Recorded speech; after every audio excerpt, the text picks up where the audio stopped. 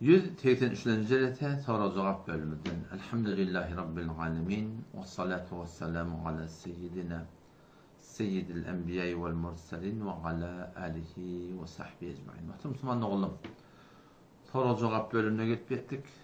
Müslüman oğlumuzun avval sorularının biri şu ki haddithni anil İmam-ül Mehdi deyiptir. Hazreti Mehdi radıyallahu anh hakkında hadis aytsam deyiptir da. Diqqetli Müslüman oğlum, men muhaddis değil, hadise dayanıp fetva vereceğim. Elhamdülillah vel minne, men al-Mokut'unu başaramıqdarsam okudum. Ahun bolmadan önce hafıza Kur'an buldum. Huda tala köp şükür. Soramda okuyup ahunçuluklarlık. Ahun Sultan göğünde de Ahun Sultan ayratayım bir 2 yıl takasız fıkıh Hanefi diye, onu muftiçilik diye. Elhamdülillah onu okuyup da tavuduk. Ve kavnum birbirine kabul bolan. Onun göğünde menne alım bilim yok. Ki men hadis bilen gelip de arayayım hüküm verir yani. Evet de ayet-i Kur'an okuymaklık, hadisi okuymaklık ve şu tortunda müfessirlerin, muhaddislerin aydanını aytmaklık. Yani bir ihtilafi gurumla olsa mesaille olsa bilin veri fehmet. Ve şu tortunda imaniyat olsa, ahlakiyat olsa ayet hadisen cevap vermeklik. O bilin veri fehmet. O şu tortunda elbette men öd yağdayım şey ki Hanefi mezhep boyunca men Hanefi mezhepte Bağdat'da aydıp verebildim. Yanlış mani ki onda arada tahkikte yanlış yani yerinde boluyor. Men doğru hoşluğundan başlayalım. Bu yönüden hem de olacak doğrusu.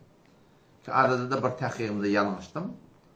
Kur'an hatmedilenden sonra 3 dua etmektik. O tahkikimde doğru değil okuyup sonra men tahkik yaptık. O da icada bağmıştık.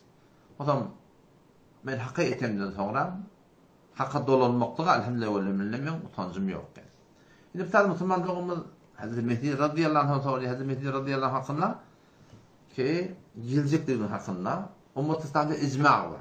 İcma diğerleri Ummet İslam ve ehl-i sünnet burada tabi edecek, burada ya Kur'an'dan tabi edecek, ya hadisten tabi edecek, ya icma. Kullu ummet burada üyüşüp bir çukuru tüykürüptür. Şu hakkında Hazreti Mehdi radıyallahu anh hakkında icma var ya da kıyas meselesi var. O bahsi ilmi yani. Hazreti Mehdi radıyallahu anh hakkında Ummet İslam'da icma var ki ahir zamanına gelecek.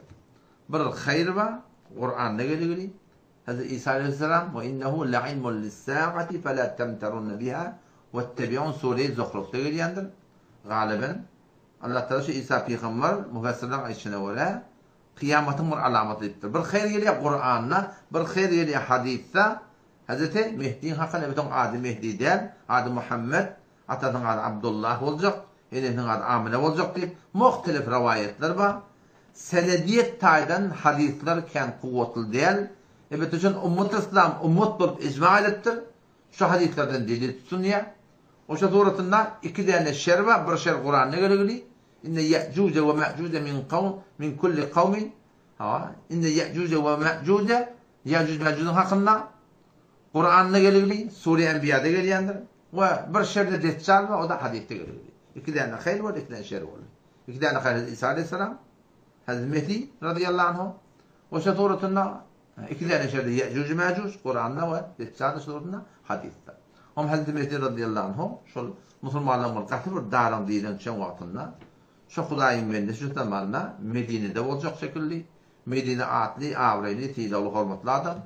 O zaman Medine'de bunun bir başlık koyacak oluyorlar. Bu da bundan başlıklıktan birer bir Mekke'ye kayıtıyor.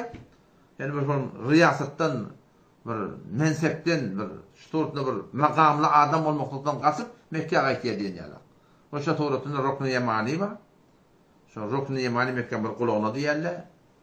Şu ta'da asmandan ses gelecek. Hala İmam-ı Mehdi. Sizin hidayet edilen amamınız şıkkında düşündüğü. Hazreti Mehdi radıyallahu anh hakkında şuna Mehdi'den hidayet edilen adam. O şunda adam şuna beyet edip, zat edip suratında bir uluqom, bir 3 milyon bulup o taraftan marahim Deccal'ın çıkanın haberi gelip onlar da Deccal bilen vuruşmaklığı o Mesihiler zatlar suratında Müslümanlara karşı durmaklığı Melhametul Kubra diye Cengiz Cihani alem boyunca dünyada şu an senin 2 taraf uluqon jeng bulurlar. Şonda uluqon jeng gitip kıyamakta mübarek hadislerinde.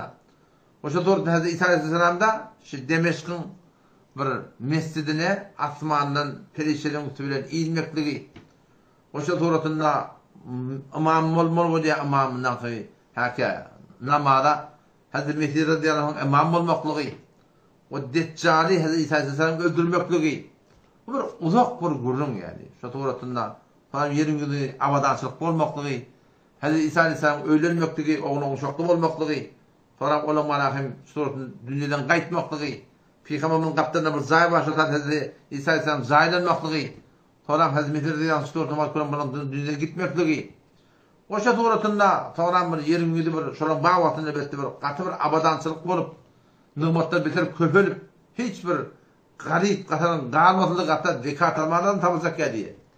O sonra bunlar hem dünyadan giden son yamaçlardan adamı yoksan ütcap başlap sonra da teleke adamlar yerin yüzünde döner. Angır başı zamanın kavrak adamın biri hadiste geliyor.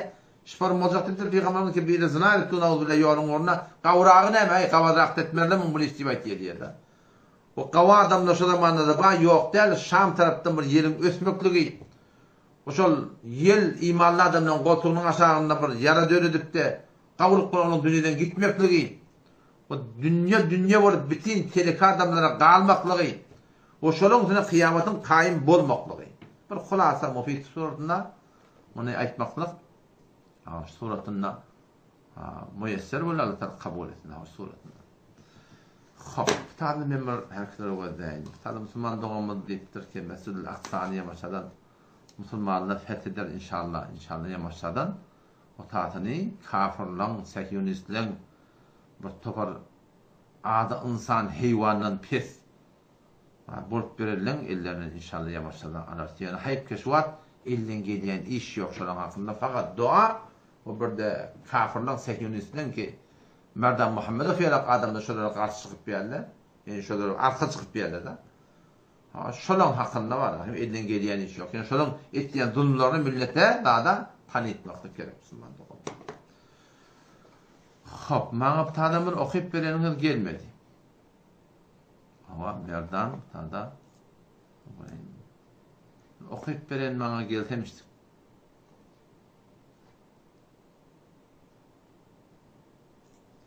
Tadak soruları da hatta ben ödüm hatını okumaklığımı kıyım mı diye. Göreyim.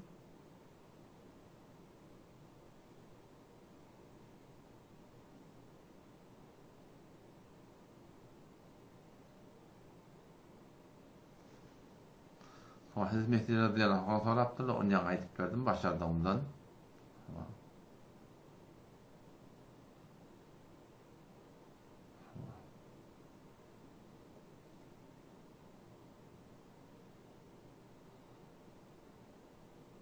Sada Müslüman doğumunun bir soru şey ki arak var, şarap var, viski var, hayta bir methettiyen dağıt var. Şu haram mı? Haramlığına şek yok. Peygamber Aleyhisselam ne diyor? Kullu muskirin haramın dedi. Hayta bir methettiyen dağıt haram dedi. Fark etmiyor. Hayta bir dağıt olun. Bakın burada methettiye aklına ayırıyor. Aklın şaşırıyor. Ne methettiyenin bilene hayta bir methettiyen dağıt olun. O fark etmiyor, iyime olsun, içme olsun, haydi bir dap olsun. Onun haramlığına şek yok. Elbette bir tane soruyu, ben şu form düşündüm, Arapça yaptırırlar ki, haydi bir içki keteni methetmeye, yine de haram mı, yine de haram Müslüman da oldu. Şunun, Peygamberimiz kullu muskirin haramın, haydi bir methettiyen de haram deyiptir da, kullu muskirin idâ sekâre deyimeptir da, haydi bir methettiyen de methettiyen de haram demeyeptir Peygamberimiz. Her ise haydi methettiyen de haram deyiptir. Adı kâni biron. Ne şu peşev ol ya, gan ol ya, peşev haramdır, necis zaten. İmanına degenine adı kâni yok. Ayımın iti yok, bana belli de yok, fark etmiyor. Degen yerini haram etti, şu da etmeyi yumalı oluyor.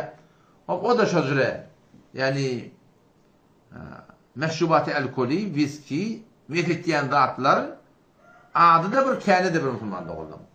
Yüdeyin haram zat. Eğer ayet-i Kur'an'ın da ehl-i sünnet boyunca ayetmek olsak, 90. ayet, 91. ayet, innemel hamru vel meysir vel ansabu vel azlamu rizzu min ameli şeytani fectenibuhu leallekum tuflihun bi kullun bir şeytanından yahuday ta'ala bundan qaçın diye. Böbelin arada düşmançılık, adavet döret diye şeytan diye. Onun şu tane yüdeyi olatlar haram, adı kendi bir yani. Fark etmiyor. O tane Müslüman doğumuz kıyamattan ayet verdiktir da. İki form kıyamet var. Bir kıyamet ferdi, bir kıyamet cem'i deydi. Bir kıyamet ferdi, mene bolyan kıyamet var. Sana bolyan kıyamet var. Bir bolya elem cahana kıyamet bolacak. Kıyamet yerler ama ölüp beten adamla ölünden sonra hesap kitabı başlayacak. Ferdi kıyamet neme? Dini öl kıyametin Peygamber Aleyhisselam diye men mâte fakat kâmet kıyametuhu diktir. Her kim ölse şon kıyamet kaym oluyor diktir. Yani göre girdin mi hava, sallalam hava, arada ölümüzde ruhumuz çıkıyor da kavadan motak bir göğmek diyorlar. Allah Tebarek ve Teala arşından arşın ekidip arşın aşağından Allah Teala şu ruh secde diye ölen adam ölüp katimin yuğat yerle kefelli yerle zadet yerle alıp git yerle honşol öyden alıp uğrarlarına yankı ruhu uğrup gelip cenneti adam kaddimuni çaramlar gidin deyip katı hoş olup sağaman görek caylanlar şok kaydanlar şodur yankı ruh uğrup cesede giriyor. Üç tane soruğa cevap veriyor. Men Rabbuk, men dinuk, men nebiyyuk. Rabbin kim? Allah diye Celle Celaluhu. Dinin ne? İslam. Peygamberin kim? Muhammed Musa Aleyhisselam. Şu doğrultunda. Yoksa ona cehennemden kafasıp şeyden korkuyor yerle. Gelecek yerin ştatı diyor. Allah seni necat verdi falan salıp. O zaman cennetten kafasıp şu doğrultunda. Şu yapyaşılık cennet bulup. Ta kıyamet çelliyim. Şu ruh şu taada uçuya diye elbette. Aleme alayliyin. Cennete karşın gidip. Şu cennette ne hemen noktada aynen kabirde de bilece bağ diyor. Yine kabirde böyle alayının arasında irtibat var. Birbirinden görmeklikte, bilmeklikte, nığmatta hiçbir fark yok yani. Yani bir adam yatar ruhu çıkar. Yatanda canım sık ya. Onun şöyle diş görüyor ha. Diş göründe cehde şun tesiri var. Yüleği aynı şun yanak oluyor.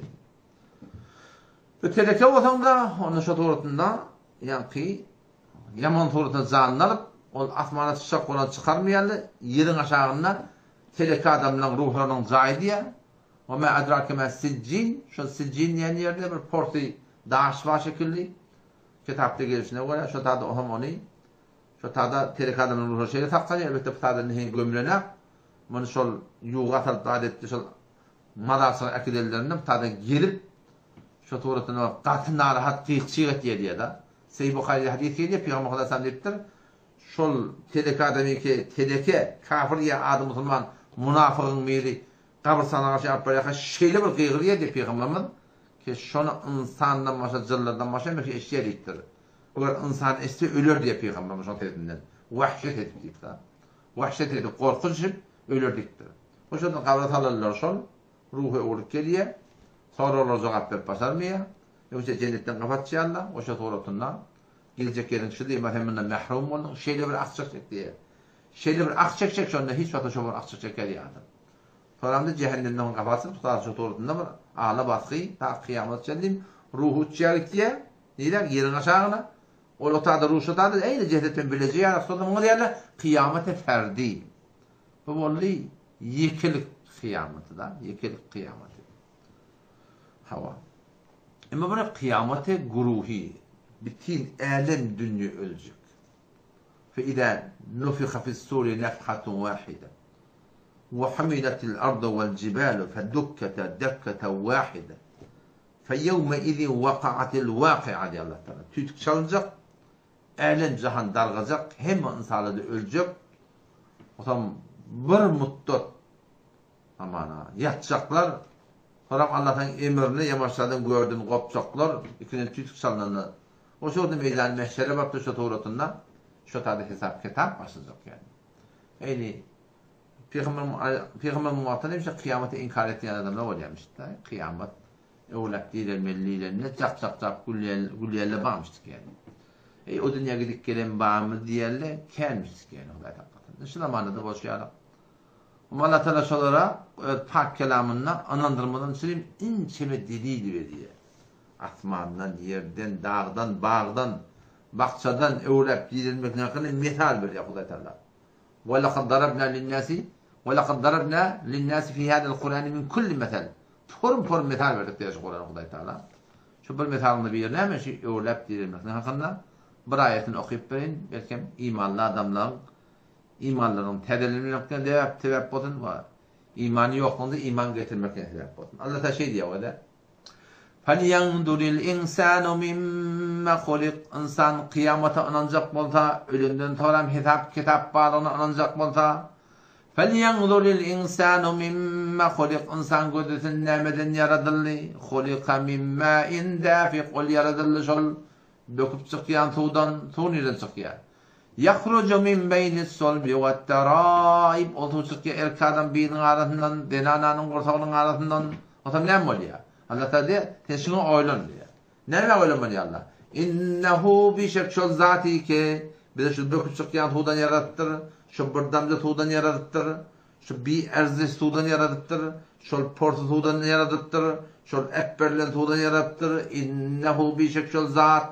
Allah Celle Celaluhu ala rac'ihi laqadir evleptil etmektige %100 kadırdır diye. O şu taydan var akıyım. Hakikat şolu Müslüman'da oğlum. Bu dünyanın avdallıkları kalır, malı kalır, metahtı kalır. Hava hiç kime bir bu vefatı yok mu? Bir adam şu dünyada Huday Teala tilaf saklamır olsa Muhammed Mustafa Aleyhisselam saklardı. Bir adam Huday Teala yiglenip bar sen nemet yapadın eda deyip yiglenmekli olsa Firavun'u saklardı ki şol men ilah deyip durdu, Huday deyip durdu. Kavvatın tele kavvatın belli bir vakti belli Müslüman'da oğlum bir ölecek yani. Ve eyni ölüp beten yerin dinel şialak Allah da ve kedalike tohracun şoparın görden çıkarlar tamam diye. Yerin aşağında yatır, cesedini kul voltur, kum voltur, dargaptır ruhun otadı ebed, eynen bağdat sadece cesette de bağ, eyni şey kıyamet bolunan iklensa tutsallarına şu yerin aşağında bir Kudayta doğrulap, inimden gevlesini doğrulayışı alak. Hava, şu suratında goyonga çıkıp şeyde kum yüzünden dökülüp başlayacak da. O şunda adam şu burnun ucunu ödecek diye. Yüzüm ak mı ka, kara mı ka diye. Yüzümüz ak olsa cennetilerin alameti, kara olsa Huday hakikaten kafirlerinin alameti. Yevme tebyaddu vucuh. يوم تبيض وجوه وتسود وجوه يطلع البروني كآدم يدلر عقب زقت يقدر يوم تبيض وجوه وتسود وجوه يطلع البروني كيدلر عقب زق يدلر قرا زق وتم شو يدلر قرا آدم لرا نعمل ديجك اليوم يوم تبيض وجوه وتسود وجوه فأما الذين اسودت وجوههم إما أولاد آدم لرا دينار يدلر قرا وطلر ولا عيد زق برغرنشي أكفرتم بعد إيمانكم إيمان getiren sonra kafir oldum. Yani inşallah Müslüman mı sonra kafir olurlar var. Ya ehli yani elestu bi rabbikum Huday Teala ruhlardan manahim sudurduğunda o yaradanla şu taada boynalan bela deyip aydan ruhlar sonra kafir olurlar. Huday Teala şolar yüzlenip şey diyor açacak diyor. O şu torutunda dua edin Huday Teala iman etsin yani. Sadece Müslümanların biri kıyametin alamatlarını aytıplar. Kıyametin alamatları bu bir köp zat tabi. Bu bitir köp zat. Zat değil mi aytıp olur yani. Ama hakkında kitaplar vardır yadığılı. Başlardan şoları okuyun inşallah. Kapır göreyim başa sonra var mı? Yani kim o Deccal hakkında aytıp verdik. Ama Mehdi hakkında aytıp verdik. Arak şerabında gurrun geçti. Şimdi bir tane hani Ağam zannettir ama İmam Mehdi hakkında bu da şovurun. Bu da şöyle. Diş bulunma koymaklık ve de dişini erkek adama doldurmaklık ya bir yerden avudalığının için bir datları koyandırlar. Şu datları bir qaimlik bir avudalıkların için koymaklık. O şama men eşva dişi şunu hak etmeklikte bununla bir ayıp yok, ecadım ama. Evet, erkek adama kızıl koymaklık doğru değil. Meğer bir zaruret yani bir başka bir yok mu yanmata dişine yeni bir dap olsa onu ecada o şu tuğrutunu var şuna havada olmak gerek yani. Ecada bakma hakkında o.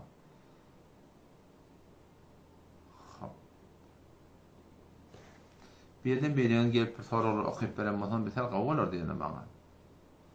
Diş bulanmadan gurun geçti. Bu da doğru defekte geçti biliyor musun?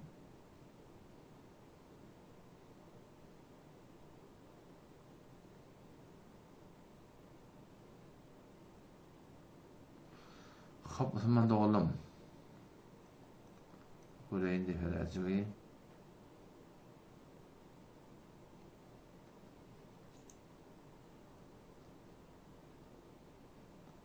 Näme soragy başlanda? Hop. Näme tadı başı görüp turan soragy ýok. Tadı bir burada dipdir elbette bu göreyin. Okap göreyin şunu näme diýär? Hawa Kur'an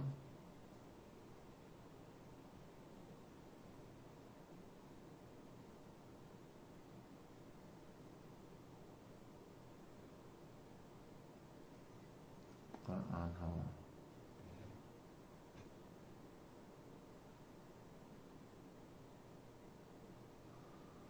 Kur'an yerinde dipdir da.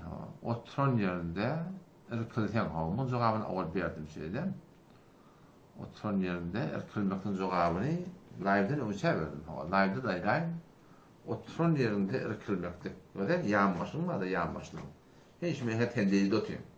Maşyn dotýan, araba dotýan, awtobus dotýan. Oturan dotýan. Oturan yerine ýanmaşyň gaýym du irkilmekdik bilen däret bodulmaýar. Elbette ayağını şeyle goýanlardan bir gapdar etsen, ondan dehreti podýar yani.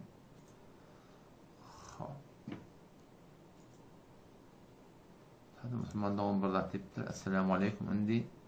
Tesawuni. Sonra Müslümandan aýdagam men bilsem inşallah bilýärligim aýdar. Bilmesem de bilmeýärligim aýdar.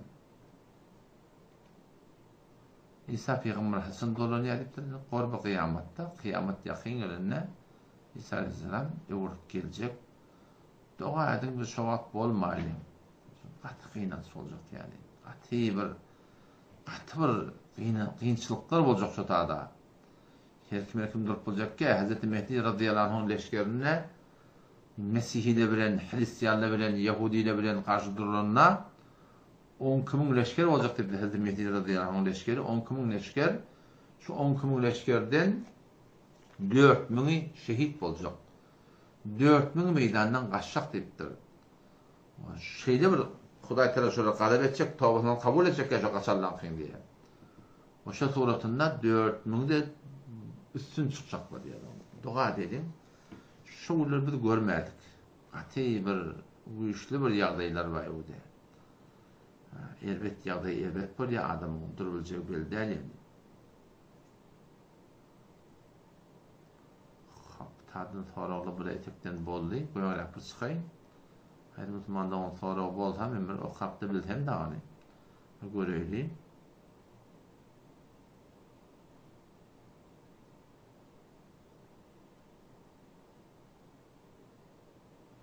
Ýer soraglaryňyz bar akim, anlatjak ýoluşyňyzy. Ki şunu perwodyn ýapdyrýarsyňyz Google'e. O perwodyn ýapdy şu soratyny bar akim. Rahatçylyk şunu işte goýýarsyňyz, o rahatçylyk okuýdan bolýar da. Hop şeýle dijital dramanda görün boldy. Ama Mehdi hakkında görün bolup geçdi. Taliban bolup bardy Müslüman oğlum. Tada bir lappa göreyim. O kabul hemsin bir göreyim. Bezha.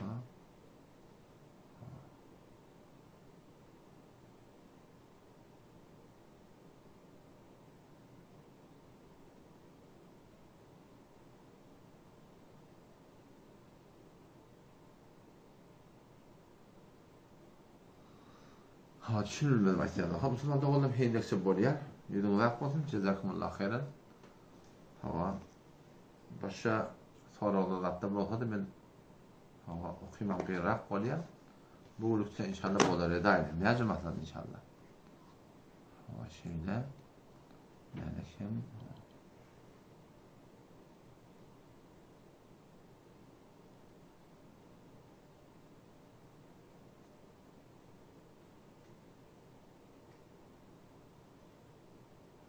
Barda tipdir Müslüman dogam okyp bilmek.